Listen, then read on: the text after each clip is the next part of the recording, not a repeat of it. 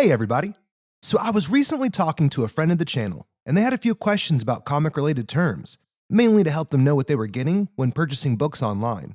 And after talking with them, I thought perhaps it would be a good idea to lay it out there for anyone who's into comics but might not know just how they're organized or formatted.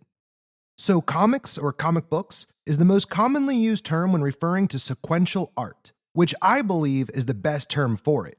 Because when someone says comics, there's a part of people's mind that automatically thinks of comic strips and the funny pages. And that is no longer an accurate representation.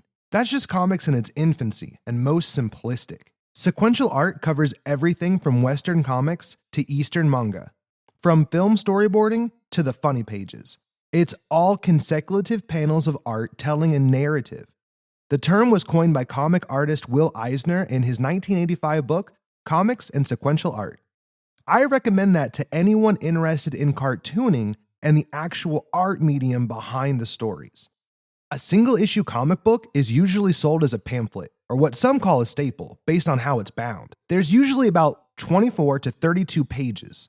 Anything bigger than that, like your annuals, your giant size, your 100-page spectaculars, or the 48 to 64-page prestige format books that DC has been putting out, they're all square bound, which I'll talk about more in a moment. So as the lengths of comics grew, so did the depth of the narrative that could be explored.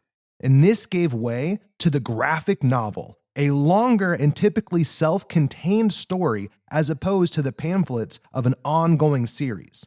Because these are usually a complete story, they get a little bit more production value, like hardcovers with dust jackets, like the famed Killing Joke, for example. And I say typically self-contained because there have been sequels and even trilogies of graphic novels within the same setting, and those are most commonly released years apart. Now let's talk about different types of series. There's the ongoing series, which is the most common form of comic book. These are the pamphlets that have been the same connected stories that have been running concurrently since the title's original launch. Things like Amazing Spider-Man, which is in like the 800s, or Batman, which I think has passed 1,000 issues. Ongoing series have no planned end in sight. They are constructed in a way that builds upon itself. As one arc of the story comes to a close, it opens the door to the next. Then there are two types of limited series, mini and maxi series. It sounds kind of self-explanatory, but a mini-series is usually less than 6 issues and tells a complete story. And that is it. A prime example, Wolverine and the Punisher, a 3-issue mini-series that was released once monthly until completion. Maxi-series typically run over 6 issues. Take the Dark Knights of Steel, set to be a 12-issue series, for example. But I'd also put something like The Death of Doctor Strange into the maxi category. Even though the main title will only have presumably 5 issues and will make it a mini-series, adding the tie-ins will bring the collected volume to over 10. Speaking of, collected editions are usually sold as TPBs, trade paperbacks, or as a digest. A digest is a collected edition that is reprinted at a smaller scale than originally released. They are usually like a 4x5 to fit better on a bookshelf. Think of these as VHS home videos. Remember the ones that said, "This film has been modified from its original version. It has been formatted to fit your TV." That means that they took something filmed in a wider aspect ratio, let's say like today's standard 16:9, and they cropped it down to a 4x3 to fit the more common household CRT televisions of the time. No fluff, no extras, a simple and narrowed view of the story. That is a digest. Whereas trade paperbacks are square-bound editions that collect and reprint limited series or even story arcs from ongoing runs into bound volumes in their original scale. I know a lot of comic collectors that prefer to wait for the trades because they usually present the entire story at once rather than monthly or bi-monthly as originally released, and for the bonuses.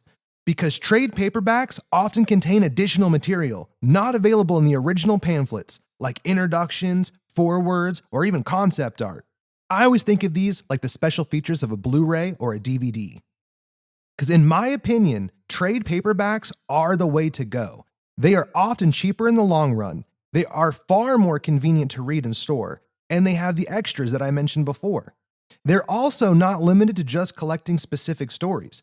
They can also collect the works of a single artist or a writer's run on a title. I mean, say for instance you'd like to collect, or hell, just even read some of the original action or detective comics that gave us Superman, Batman, and the classic comic tropes that we know today. The average person could not afford to buy original printings of any of those early issues, but you could pick up a trade or a collected edition of any of those stories and keep them alive. These are just a few things to keep in mind to anyone out there looking to start a series or a collection. Hope it helps. Take care.